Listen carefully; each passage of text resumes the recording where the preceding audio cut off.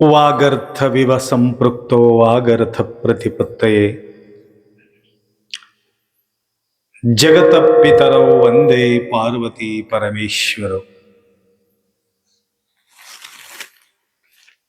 त्रिकालवंदनीय प्रातस्मरणीय पूज्य गुरुवार्यांचं स्मरण करू. क्षेत्राधिपती मन्मथ माऊलीचा पावन सानिध्यामध्ये उपस्थित सर्व भक्तांच्या साक्षी स्वरूप शिवाचे स्मरण करू.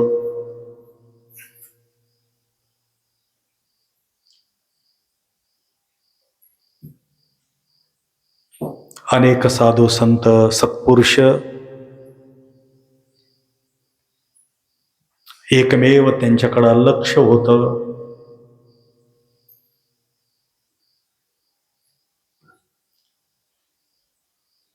सार सज्जनर संग लेसु कंडय्या दूर दुर्जनर संग भंगवಯ್ಯ ಸಂಘಗಳೆರಡುಂಟು ಒಂದು ಹಿಡಿ ಒಂದು ಬಿಡು ಮಂಗಳ ಮೂರ್ತಿ ನಮ್ಮ ಕೂಡಲ ಸಂಗನ ಶರಣರು. कन्नडमध्ये फार सुंदर एक वचन आहे.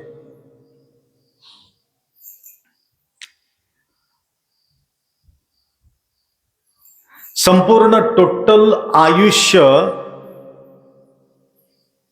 एकमेव त्यांच्या लक्ष होतं, फक्त संगती घडावं. त्या संगतीसाठी संपूर्ण टोटल वैभव सोडून दिले आणि आम्ही संगती सोडतो वैभवासाठी. आणि त्यांना आम्हाला एवढाच फरक आहे, स्वकल्याणासाठी संपूर्ण त्याग केलेले अनेकांचे चरित्र आम्ही पाहतो.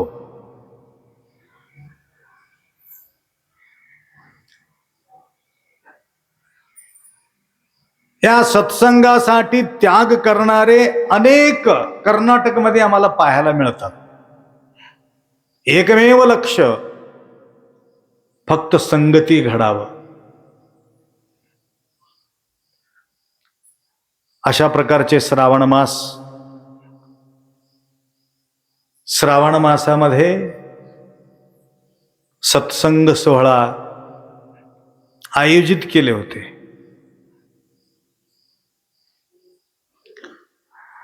महाराज एक मास, श्रावण मास एक मास पूर्वी सत्संग व्हायचं. प्रत्येक गावोगावी पुराण, प्रवचन, अशा अजूनही काही परंपरा कुठं कुठं आम्हाला पाहायला मिळतात.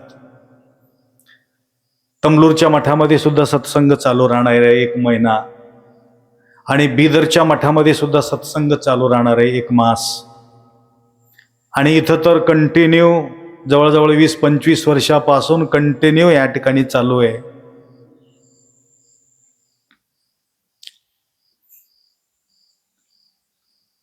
हे जीवनाला दिशा देणारा मार्ग आहे. म्हणून कुठल्याही अपेक्षा न करता एकमेव अपेक्षा व्यक्त केली, संत संग देई सदा. कदा नाही, सदा, कंटिन्यू.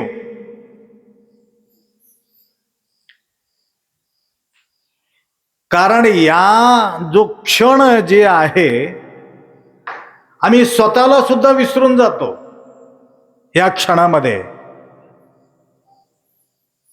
व्यवहार तर जाऊ दे तिकडं बाजूला, स्वतःला सुद्धा विसरून एकाग्र चित्तानं निशून्य भाव, शून्य भाव नाही, निशून्य भाव, शून्य बी शिल्लक राहिला नाही, त्याला निशून्य म्हटले. नाद बिंदू कलातीतम. शून्य म्हणजे बिंदू आहे, बिंदू आहे. अतीत, कलातीत, अतीत म्हणजे एवढं अलिप्त.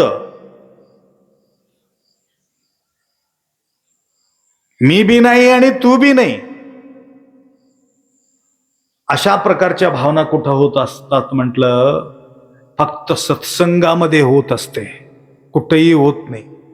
म्हणून संत संग देई सदा.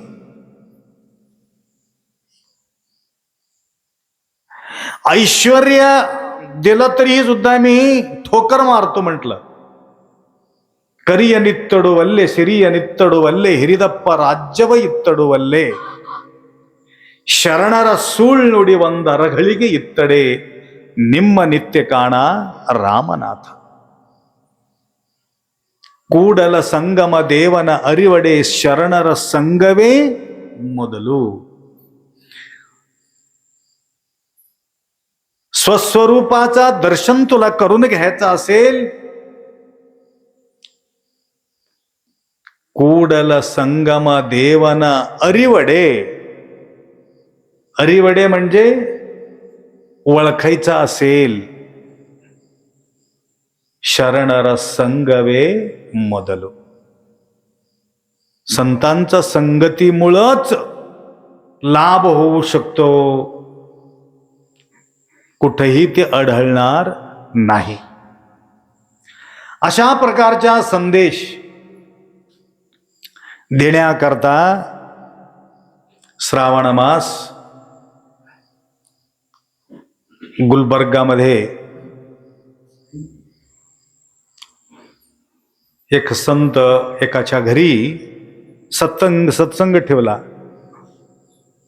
आणि सत्संग म्हटलं तर फक्त प्रवचन नाही, जंगमार्चन, प्रसादाचा व्यवस्था, येणारे जाणारे कंटिन्यू चालू.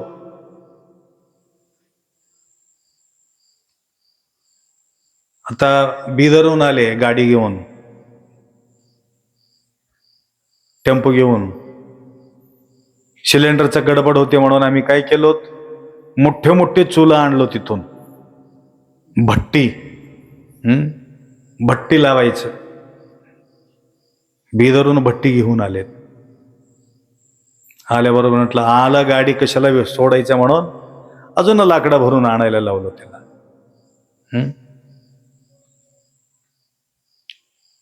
अशा प्रकारचे लाकडं ट्रकचे ट्रक त्यांनी जमा करून ठेवले होते. पूर्ण लाकडं संपून गेलं. वरी झड चालू आहे कंटिन्यू. पहिले श्रावण मास मध्ये कंटिन्यू पाणी राहत होतं, वल्ल दुष्काळासारखं. लाकडा संपलं.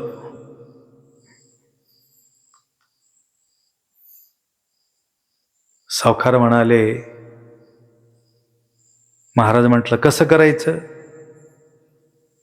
काय करायचं नाही. चिरबंदीचं घर होतं त्यांचे, लाकडी सागवानच्या लाकडीचं पुरं मोठं घर. हे घडलेलं घटना आहे. एकरभर त्यांचे घरच होतं, मोठा वाडा. एकाकडून पाडत निघालेत भट्टीला लाकडं, घर पाडून दासोह, प्रसादाचा व्यवस्था. एकाकडून पाडत गेले.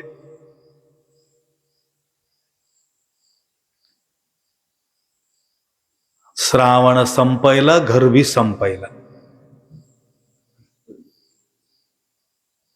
स्वतःचा घर तोळा काढून, लाकडा काढून भट्टी लावले. तर आता त्यांच्या जवळ संपत्ती किती आहे माहितीये का? एक 3000 कोटीचा मालक असाला तिथे. शरणबसप्पा अप्पा कॉलेज आहे, SB कॉलेज, गुलबर्गाला SB college, engineering college, medical college, university. तेवढंच नाही, बिदरला सुद्धा त्यांच्या कॉलेज, अप्पा कॉलेज. एवढा गडगंज संपत्त. कशाची प्रतीक आहे? त्यागाचं प्रतीक आहे. जसं जसं देत जातो तसं तसं आम्हाला मिळत राहते. कमी पडणार नाही. आम्हाला वाटते कमी पडते, कमी पडत नाही. वृद्धी होते, दिल्याने वृद्धी होते, वाढत जाते. जे आपण आपल्याला पाहिजे ते देत राहायचं, त्याचा विकास होतो. प्रेम पाहिजे असेल तर प्रेम देत राहायचं. लक्षात आलं का? दिलेले कधी वाया जात नाही, रिटर्न मध्ये मिळतो. भला करे तो भला होगा, बुरा करे तो बुरा होगा. चांगलं देणं, चांगलं घेणं, वाईट देणं, वाईट घेणं. अशा प्रकारच्या सत्संगामध्ये सेवा केल्यानंतर संपत्त भरित होऊन जातात. आणि थोडाचा सत्संगामुळं अनेकाच्या जीवन परिवर्तन होऊन गेलेले आहेत. अशा प्रकारच्या परिवर्तन, एक छोटासा उदाहरण देतो तुम्हाला या सत्संगाचं महत्व.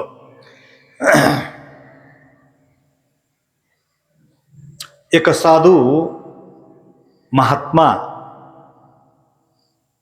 सकाळी सकाळी भिक्षासाठी निघाला होता.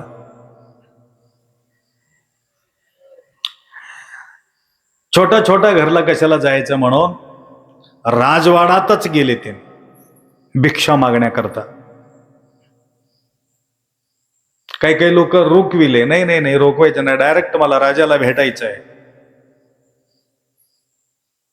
निरोप भेटलं, कोणीतरी संत महात्मा आलेले आहेत, तुमच्याकडंच त्यांची अपेक्षा आहे. सोडा म्हटलं. काही भिक्षा घेतले. भिक्षा घेतल्यानंतर त्याच्या बद्दल काहीतरी आपण द्यावं लागतं. तरी सुद्धा बऱ्याच ठिकाणी आम्ही जातो, तर ज्यावेळे पूजा पाठ वगैरे सगळं झाल्यानंतर 4 परिवाराला घेऊन 1-2 गोष्टी सत्संग करतो. परवा ऑनलाईन मध्येच करायला सुरुवात केलं होतं मी, ऑनलाईन मध्येच. त्यावेळी त्यांना वाटलं आता तर मी यांच्याकडं घेतलो, परंतु यांना काहीतरी द्यायला पाहिजे वापिस. काय द्यावं माझ्याजवळ काय, भिक्षा मग करणारा माणूस माझ्याजवळ काय. विचार करून नंतर विचार केला, थोडा सत्संग करूया. राजाला सांगितले, राजा साहेब मी कोणाजवळ फुक्कट घेत नाही, काहीतरी सत्संग करायचा माझा एक नियमावली आहे, त्याप्रमाणे मी या ठिकाणी थोडासा सत्संग करतो. महाराज किती वेळ लागणार आहे? अल्प वेळामध्ये तुमचा सत्संग करून टाकणार, परंतु तुम्हाला श्रवण केल्यानंतर त्याच्या अनुकरण करावं लागतं, तरच मी सत्संग करतो, म्हणजे प्रवचन करतो. तुमच्या परिवाराला सगळ्यांना घेऊन या म्हटलं. तुमच्यासारखं सर्व बसल्यानंतर तो सुरुवात केला. तो प्रश्न केला,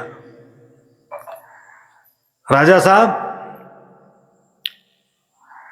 तुम्ही सकाळी किती वाजता उठता सांगा.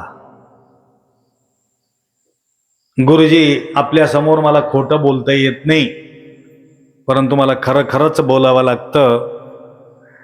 मला झोपायला उशीर होते म्हणून मला उठायला उशीर होते.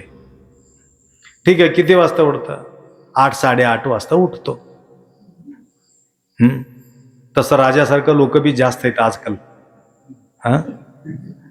राजा भरपूर राजा भेटतात. त्यावेळेस सांगितलं हे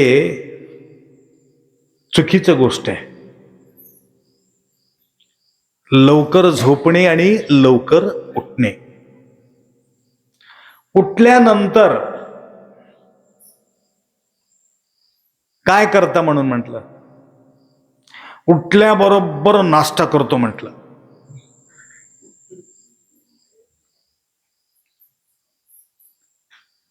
उठल्यानंतर नाश्ता करायचं नाही, शुचिर्भूत व्हावं लागतं.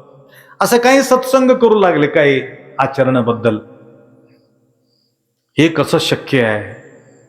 लवकर उठल्यानंतर शक्य होणार आहे. प्रयत्न करून बघा. ह्याच्यानं फायदा झाला तर तुम्ही नियमावली सुरू करा. लुस्कान होत असेल तर काही करायचं गरज नाही. त्यांच्या सखीला बोलविलं, तुम्ही आंघोळ करून स्वयंपाकाच्या घरामध्ये जाता की तसंच जाता? नाही, आम्ही तसंच जातो. हे तुमचं चुकीचं आहे. स्त्रिया असावे शुचिर्भूत सदा, भवी स्पर्श करू नये कदा. त्याकरता शुची असणं फार गरजेचे. स्त्री म्हणून स्नानादी करूनच तुम्हाला त्या ठिकाणी पाऊल ठेवायचं. कुठल्याही वस्तूला स्पर्श करायचं नाही.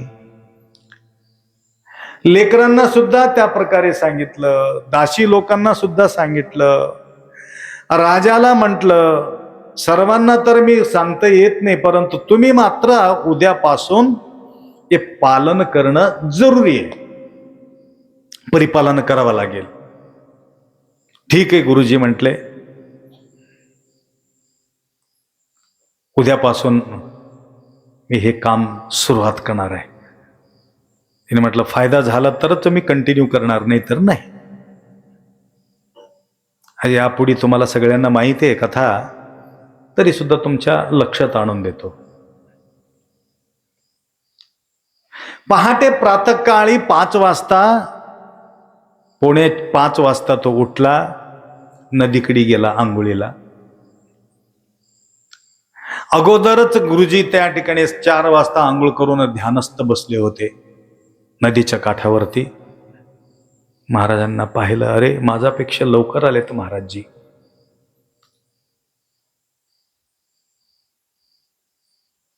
आणि शुचिरभूत होऊन येता वेळेस एक पक्षी पाहिला त्याने. कोणते पक्षी? ते पांढरा राहते बघा, बगळा. बगळा त्या ठिकाणी पाहिलं आणि महाराज त्या ठिकाणी त्या बगळ्याला पाहिलं. महाराज काय म्हटलं बगळ्याला बघून, पत्थर बे घिस करके पानी, तेरा दिल का बात मैं पैछानी, असं म्हटलं. तू पाणी टाकून तुझं नाक जे रगडलास ना, तू कशासाठी हे नाक खालीवरी करलास म्हटलं तर मला माहिती आहे तुझ्या मनामध्ये काय चाललंय, मला माहिती आहे, असं म्हणून कोण म्हटलं? महाराज म्हटले. आणि हे माणूस त्या महाराजाचा गोष्ट ऐकून, सकाळी सकाळी कुठल्याही गोष्टी आम्ही ऐकलो किंवा पाहिलो ते बार बार बार बार आठवण येत राहते.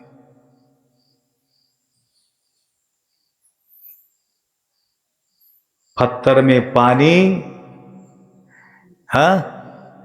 घिस करके तेरा दिल का बात मैं पैछानी, असं म्हणत म्हणत म्हणत महाराज घराकडे निघाले होते राजासाहेब.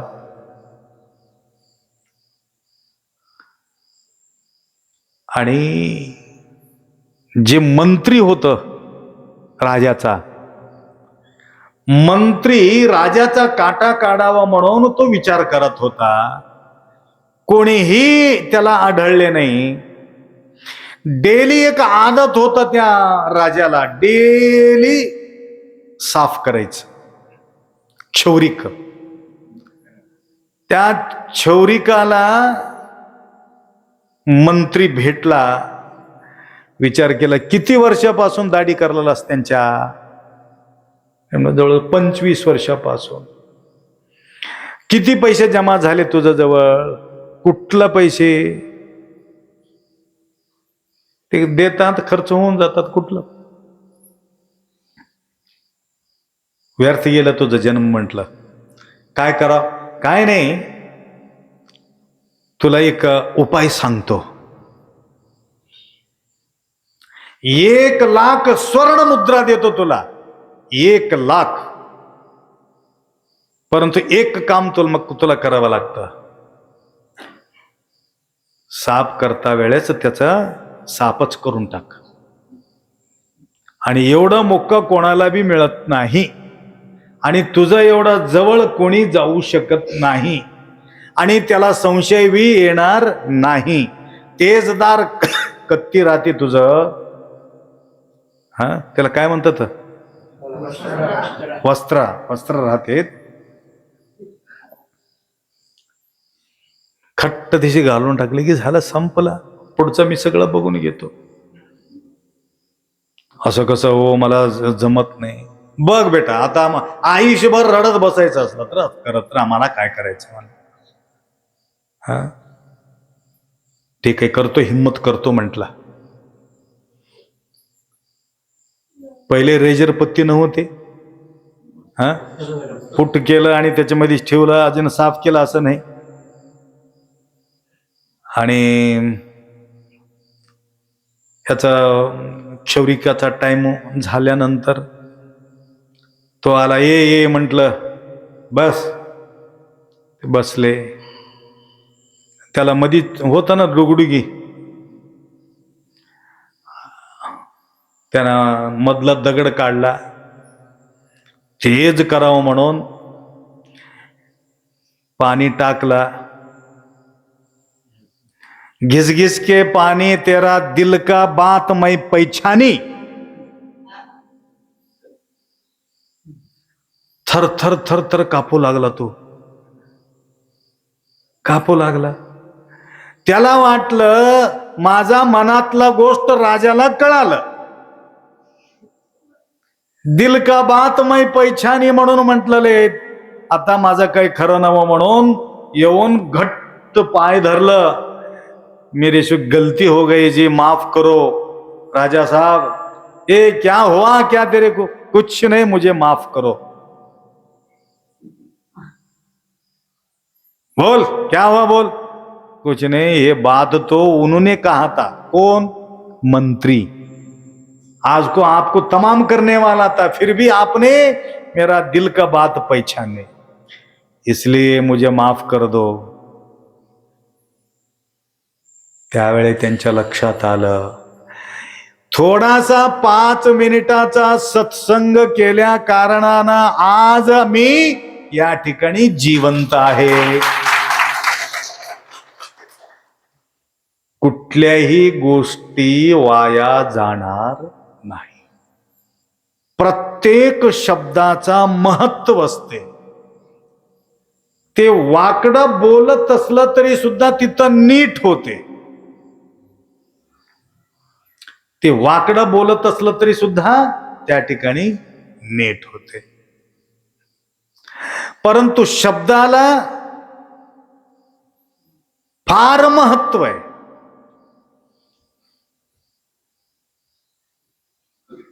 लक्षात आलं का? माऊलीच्या शब्दामध्ये विश्वास अति महत्वाचा आहे. वचनी अमृत झालो मी पूर्ण तृप्त. तिथं अपूर्ण नाही, पूर्ण आहे, परिपूर्ण अवस्था आहे. म्हणून या ठिकाणी बसल्यानंतर सत्संगामध्ये संपूर्ण देहभान विसरून जातो आणि पूर्णत्वाला त्या ठिकाणी पूर्णमद पूर्णमिदं पूर्णात पूर्ण मुदच्यते पूर्णस्य पूर्णमादाय पूर्णमेवावशिष्यते. परिपूर्ण अवस्था. नाही तंतनाव आहे, नाही ना टेन्शन आहे, ना बेचैनी आहे, नाही प्रॉब्लेम आहे, नाही बनबनी. अरबो खरबो पैसा जमा असलं तरी सुद्धा व्यक्तीला समाधान मिळू शकत नाही. सेवेची संधी मिळावा लागतं, सेवाचा भाग्य मिळावं लागते. सगळ्यांच्या जीवनामध्ये सेवा घडू शकत नाही. लक्षात आलं का? सेवा करण्याकरता एक माणूस मला काय सांगून गेला काल, गुरुजी मी बिदरला जातो, जाऊन तुमचं शेगडी वगैरे सगळं घेऊन येतो, काहीच काळजी करू नका, असं म्हणून इथं सांगून गेला तो. तिथं जाऊन फोन करतो की तुम्ही लातूर पर्यंत व्यवस्था करा आणि तिथून आम्ही इथंपर्यंत आणतो. आम्ही विचार केलो होतं लातूर पर्यंत यांना व्यवस्था करावं आणि तिथून इकडं गाडी घेऊन यावं, त्यांना बी दिल्यासारखा वाटावं, हे काहीच नको आहे, तिकडूनच बोलून घेऊ. आता तिथून त्यांच्या जीवनामध्ये सेवेची संधी भेटलं. सगळ्यांना सेवेची संधी मिळत नाही. प्यास क्यों पानी पिलाया नहीं, बाद में. दिगंबर पाटील फार छान बोलतात.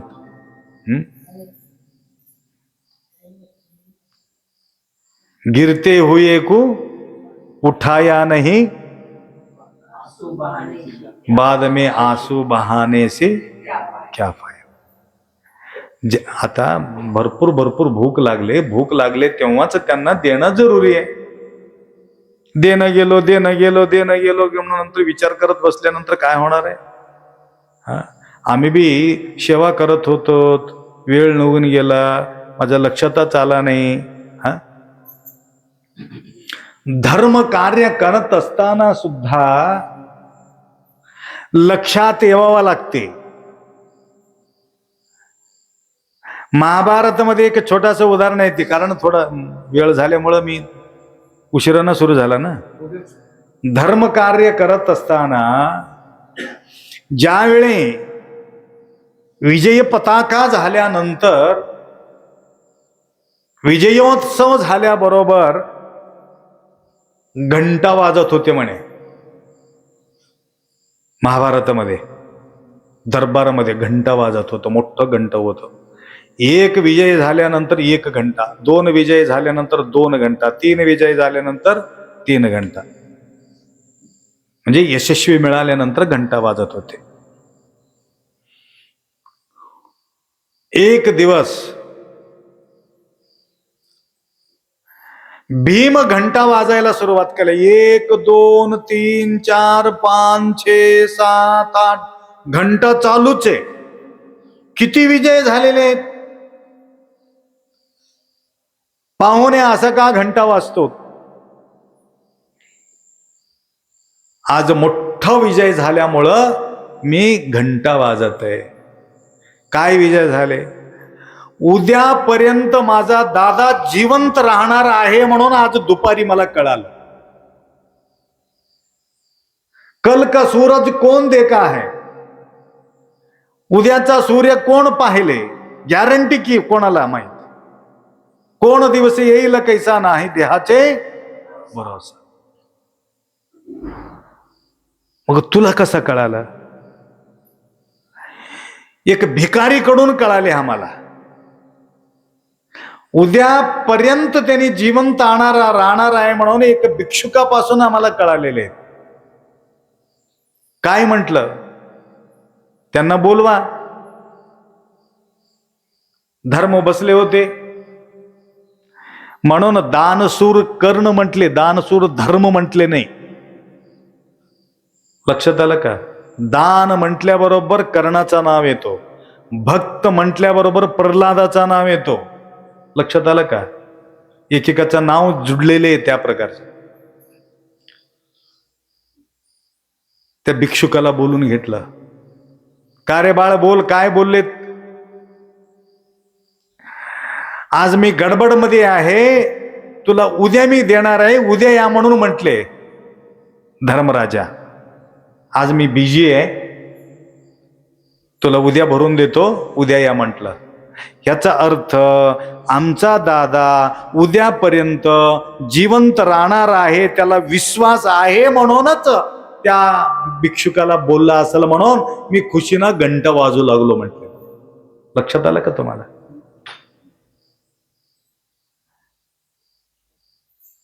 तर ज्या वेळेला जे करायला पाहिजे ते गोष्टी तत्क्षणी करून टाकायला पाहिजे. पुण्य कर्म मात्र उशीर करत, शुभस्य शीघ्रम. वाईट गोष्टी असेल तर उद्यासाठी टाळायचं, चांगल्या गोष्टी असेल तर तत्क्षणी तूर्तदान महापुण्य. तूर्तदान महापुण्य. पुण्याचा भागीदारी व्हायचा असेल तर उशीर करायचं नाही. आपल्याजवळ जे उपलब्ध आहे तेवढं सेवा करून मोकळं व्हायचं. आणि ऐन वेळेला ज्या वेळे आपण त्याला व्यवस्था करतो ते आयुष्यभर ते विसरणार नाही तो व्यक्ती. एक लेकरू डॉक्टर झालेत, अजून मी दर दिवस माझा आठवण काढल्याशिवाय ते राहणारच नाही. का बरं? डॉक्टर होण्यामध्ये थोडंसं योगदान भेटलं आपल्याकडून म्हणून ते निरंतर आठवण करत राहते. त्याकरता योग्य वेळामध्ये जोपर्यंत आपल्याजवळ शक्ती आहे तोपर्यंत सेवा करायचं. शक्ती निघून गेल्यानंतर सेवा आपण करू शकत नाही. एक गाव आहे, कॉर्नर आहे, महिन्याला 5 लाख रुपये भाडं येते. त्या माताजीला 5 लाख रुपये भाडं येते. 5 रुपये देण्याचा अधिकार त्या माताजीला नाही. ज्यावेळी त्यांच्याजवळ गडगंच संपत्त होतं त्यावेळे सुद्धा मी त्यांना भेटत राहत होतो. त्यावेळे सुद्धा 5 रुपये ते देऊ शकले नाही. आणि आता त्यांच्या नावाने सगळं प्रॉपर्टी असून सुद्धा ते द्यायचं इच्छा असून सुद्धा ते देऊ शकत नाही. कारण ते लेकरं एक नया पैसा देऊ देत नाही.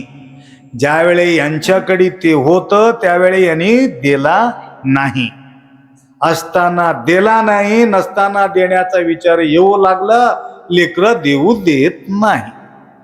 महिन्याला 5 लाख रुपये येते भाडा. 5 पैसा देऊ शकत. तळमळ तळमळ तळमळ होते. देवाव देवाव काय करावं. मला एकदा म्हणून बी दाखविली, काय करावं आप्पा, भरपूर मला सेवा करायचा आहे, परंतु लेकरं मला साथ देत नाही. भाडा कोणाला बी माझ्या हातामध्ये देऊ देत नाही. कसं करू. ना कोर्टाला जाऊ शकतो ना कचेरीला जाऊ शकतो. मजबूर आहो म्हटले. त्याकरता तुमच्या हातामध्ये ज्यावेळी सत्ता असते की नाही तोपर्यंत सुधरून घ्या. लक्षात आलं का. काहीतरी भरून घ्या, साठवण करून घ्या. ಕೊಟ್ಟಿದ್ದು ತನಗೆ ಬಯಚಿಟ್ಟಿದ್ದು ಪರರಿಗೆ ಕೊಟ್ಟಿದ್ದು ಕೆಟ್ಟಿ ತೆನಬೇಡ ಅದು ಮುಂದೆ ಕಟ್ಟಿಟ್ಟ ಬುತ್ತಿ ಸರ್ವಜ್ಞ. ಕೊಟ್ಟಿದ್ದು ಕೆಟ್ಟಿ ತೆನಬೇಡ ಅದು ಮುಂದೆ कट्टिट्ट बुत्ती सर्वज्ञ. इकडे येता वेळेस यात्रा वगैरे असेल तर काशी वगैरे कुठं जायचं असेल तर आपण काय करतो, पैसे तर बांधून घेतो किंवा शिजोरी तर बांधून घेतो. सगळं व्यवस्था कशासाठी, कशा करता, वाटामध्ये खाण्यासाठी. यात्रा करणारा व्यक्तीला वाटामध्ये खायला पाहिजे म्हणून काही काही वस्तू बांधून घेतात. त्याप्रमाणे अंतिम यात्रा करणारा माणूस रिकामा गेला तर तसंच हाल होते. अंतिम यात्रा करणारा माणूस रिकामा जाऊ न, बांधून घेऊन जावा. बांधून कसं घ्यावा. आता दिलेले सगळं तुमचं आहे आणि तुमच्या जवळ असलेले दुसऱ्याचं आहे. म्हणून बराच वेळ वेळतो मी. चीमलो पेट्टिन पुट्टलो पामुको इरवय नटलो पामुरोड धनमे हेममो गूडबेट्टी भूईसोलो पालू जेई भूईलो सुमती. म्हणून आमच्या मागे लागलेत लोक. आप्पाजी आप्पाजी खळा खळा खळा आवाज देऊ लागले. कोंबड्याचा आवाज येऊ लागले. कंकणीचा आवाज येऊ लागले. कांकणाचा आवाज येऊ लागले. बघा तुम्ही अर्धा घ्या की. ते ठेवणारा माणूस तुम्हाला भेटावं म्हणून ठेवला नाही, ते कोणाला बी भेटू नये म्हणून लपून ठेवलाय. कशाला भेटते ते. भूईसुला पालू जे भूईलो सुमती. म्हणून तेच दान धर्म केला असेल तर ते गटोडा तुमचा पक्का राहून जात होत. आणि हे दिलेले वधी वाया जात नाही. कोणी बुडून टाकलं तरी सुद्धा काही टेन्शन घेऊ नका. तुमचा हिस्साचा ते कधी ना कधी तुम्हाला ते भेटणारच आहे. ताणतणाव घ्यायचं नाही. आपण तर लई परेशान होऊन गेले. लाखो रुपये भरून टाकले त्याने. लाखो की करोडो, बघा करोडो, लाखो बी नाही, करोडो रुपये भरून टाकले. परेशान परेशान. पायी पायी पुरा त्यांनी चुकून टाकले. सगळ्याला देऊन टाकले. मठ मठ हिंडत राहिले. भालकीच्या मठामध्ये काही दिवस राहिले होते. कुठं कुठं कुठं कुठं जाऊन आले काही त्यालाच माहिती आहे. परंतु जोपर्यंत लोकाचा बोजा देणार नाही तोपर्यंत मी समाधान बसणार नाही, म्हणून सगळ्याचा फेड करूनच गावात मध्ये ते प्रवेश केले. आणि हे स्वतःचा नाही, ते पैसे दुसऱ्यांनी केलं यांना भरावा लागला. बघा, 1 रुपये खाल्ला नाही. तर हे कधी वाया जाणार नाही, लक्षात घ्या. तुमच्या आयुष्याचा तो गटोडा आहे, काटोडा. आता बी येऊन म्हणत होते, आप्पा भजन मंडळीची तर व्यवस्था केलो, परंतु अतिथीगणाचा थोडासा व्यवस्था करावं म्हणून मनामध्ये संकल्प होऊ लागला, म्हणून विचार केले. हे सगळं जे सेवा केलेले आहेत हे त्यांच्या सोबत जाणारा चीजही आहे. घर राहणार आहे, परंतु सेवा केलेले मात्र सोबत जाणार. म्हणून ते पुण्यमासाद्य सुरेंद्र लोकम अस्न्यन्ति दिव्यान दिविदेव भोगान ते तुम भुक्त्वा स्वर्गलोकम विशालम क्षीणे पुण्यम मृत्युलोकम विशंती. भगवद्गीतामध्ये सांगितलं, जे आपण आनंद लुटत आहात ना, हे पुण्याचं फळ आहे म्हणून या ठिकाणी तुम्ही बसून आहात. पापाचं फळ असेल तर तुम्ही या ठिकाणी साध्यच नाही. या पुण्यक्षेत्री येण्यासाठी सुद्धा पुण्य लागते, अनंत जन्माचं पुण्य लागतं. म्हणून पुण्याच्या प्रभावामुळे या ठिकाणी तुम्ही या ठिकाणी बसून आहात. हे सहज हे मिळू शकत नाही. प्रतिवर्ष सेवेची संधी तुम्हाला या ठिकाणी प्राप्त होत आहे, तर आनंदाचा क्षण आहे. तर असंच सेवा करण्याचा शक्ती, निरंतर सत्संग करण्याचा सद्बुद्धी भगवंत तुम्हाला कृपा करो. एवढा अपेक्षा व्यक्त करून 2 शब्द या ठिकाणी विराम करो. सांब जय नम पार्वती शिव हर हर हर हर महादेव.